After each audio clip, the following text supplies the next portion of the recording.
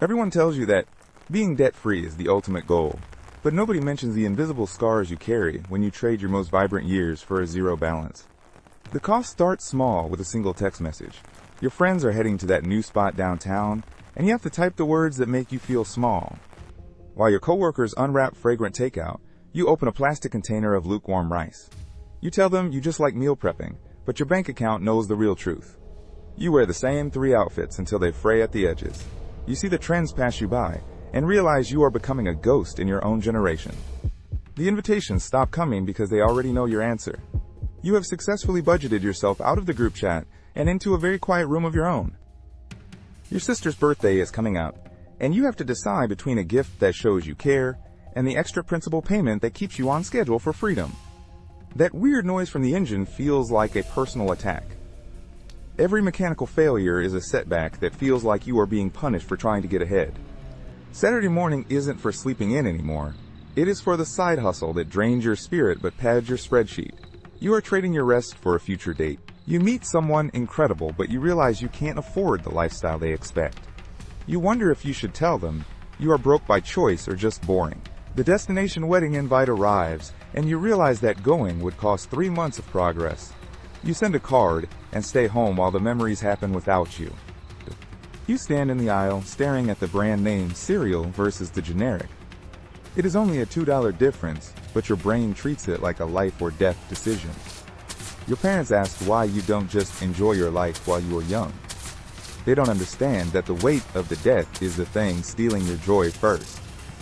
Your apartment is a collection of hand-me-downs and empty walls. You dream of a home that feels like you, but your priority is a balance sheet that says 0. You scroll through social media and see people your age buying houses and taking flights. You know they are likely in debt, but their happiness looks so much louder. Stress doesn't just live in your mind. It lives in your tight shoulders and your restless nights. Your body is paying the interest on the money you don't have. You start hiking because it is free. You spend your weekends in the woods, not because you love nature, but because the trees don't charge an admission fee. It is New Year's Eve, and you are in bed by 10 because the cover charge at the club is more than your weekly grocery budget. You feel ancient. You realize your peers are learning to ski or play golf or cook gourmet meals. You are only learning how to survive on the bare minimum, and it shows. Who are you when you aren't the person who saves money? You have built your whole personality around scarcity, and now the abundance feels like a threat to your safety. You ignore the toothache because the dentist is a luxury you haven't scheduled yet. You are betting your future health against your current debt, and the odds are bad. Your favorite band is in town for the last time. You listen to their album through headphones in your darkroom because a ticket is a week of freedom. You stay at a job you hate because the pay is stable and predictable. You are too afraid to take a risk on a dream that might cost you money. You realize you owe your friends more than money. You owe them presents. You have been so focused on your debt that you have forgotten how to be a friend. Christmas is a season of math rather than magic. You calculate the cost of every hug and every meal. The joy is buried under a mountain of spreadsheets. You can't look at a menu without seeing hours of work. You can't see a sunset without thinking about the utility bill. Your brain is a non-stop counting machine. You feel a surge of genuine guilt for buying a bottle of water at the airport. You have trained yourself to view basic comfort as a betrayal of your goals. One day you just stop. You can't save another penny or work another hour. You have hit the wall, and you realize the wall is made of your own choices. You used to be the person who said yes to a midnight drive. Now you are the person who checks the gas prices and the sleep schedule before even speaking. You hate yourself for being jealous of the person who is drowning in debt but looks so happy. You wonder if they know a secret you don't. You hit a milestone and you have no one to tell. Your friends wouldn't understand the sacrifice, and your family thinks you are being extreme. The victory is cold. The debt is gone, but the habit remains. You are terrified to spend the money you worked so hard to keep. You are a prisoner of your own success. You finally take a trip, but you spend the whole time checking your bank account. You are physically in paradise, but mentally, you are still at your desk. You try to re-enter the social world, but you've forgotten how to talk about anything other than money and work. You have become a very efficient and very boring person. Even when the balance is 0, you still feel the ghost of interest chasing you. You expect the bill that will never come. You are waiting for the crash. You look at your old guitar or your paintbrushes and realize you haven't touched them in years. You traded your creativity for a better credit score. Your back still aches from the extra shifts. Your eyes still strain from the late-night spreadsheets. Your body remembers the war even after the peace treaty is signed.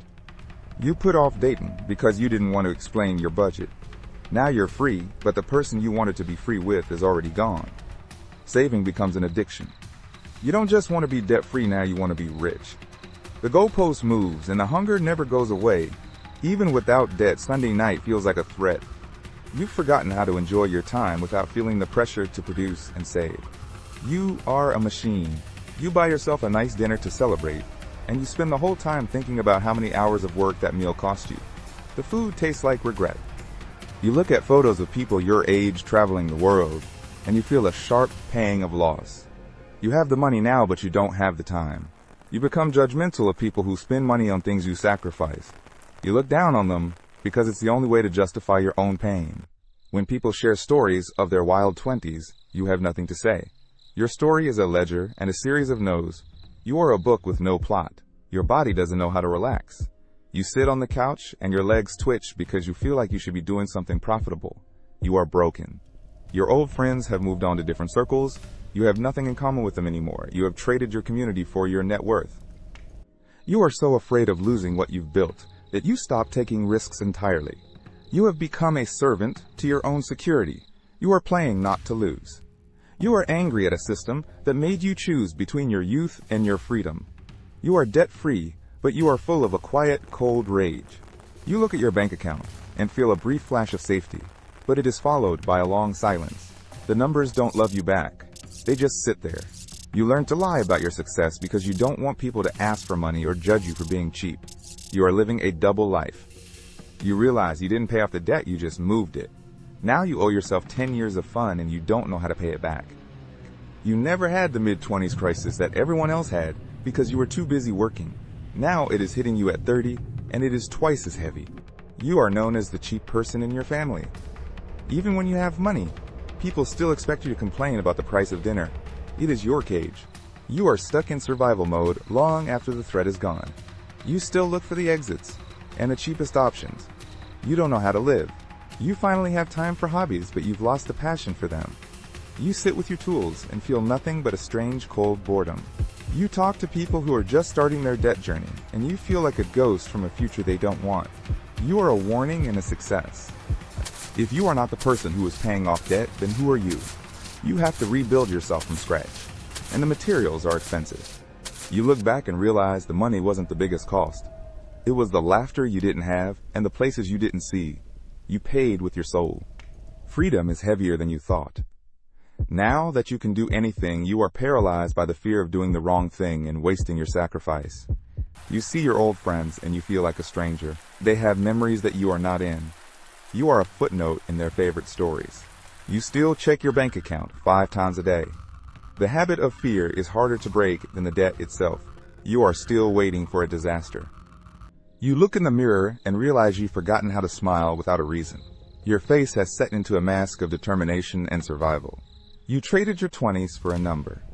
It was a fair trade on paper, but your heart wasn't invited to the negotiation. You are rich and you are empty. You sit in your paid-off house and listen to the silence. It is exactly what you worked for, but now the silence is the loudest thing you've ever heard. You finally understand that you don't pay off debt, you just exchange it for a different kind of obligation. You now owe the world a version of yourself that died. The spreadsheet is green, but your memories are gray. You have won the game of finance, but you have lost the game of being young. The cost was everything. You walk out into the world with no debt and no idea who you are. The world is yours, but you are a stranger in a land of vibrant people. You take a deep breath and realize that you are finally free.